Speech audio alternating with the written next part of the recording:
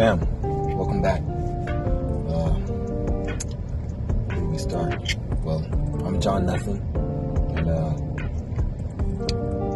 let's go ahead and discuss a few things and a few observations. A few observations that I've made over the recent years in the lingo amongst young men. I notice a lot of them are calling themselves kings. I don't know who's deeming these people, amongst us kings, right? When do you get the opportunity or the gall, I guess I should say, to call yourself a king, right? Who's calling you a king? A king is a name and a title, right? A king is more so a title than a name. In fact, I would say it's more so than a title. And a title that's given to you by the people, right? So who are these people calling you a king, right? A man doesn't get to wake up one day and call himself a king, right? A man does his work, right?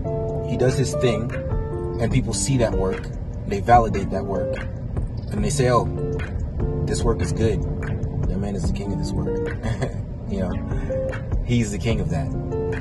It's not a name that you give yourself. You don't give yourself a name. At birth, you didn't give yourself a name. So why can you just make up a name for yourself all of a sudden? A king is a title given to a man by his people, or that he takes from another man through usurping.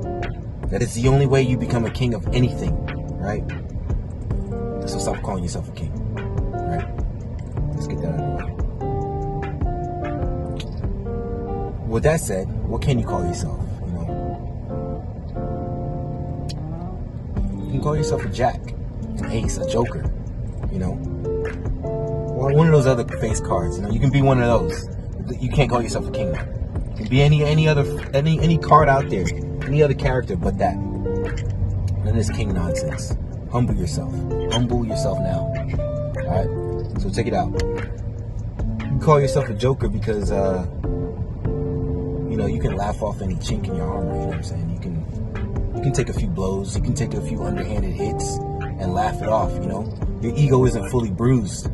That's the hallmark of a joker right there. Is being able to laugh off a few low blows. You can be a laughing stock until you become the king. You can take all of that. You're the ocean, and all of those chinks in the armor are just polluted streams headed your way. And those are all things that you can handle as an ocean.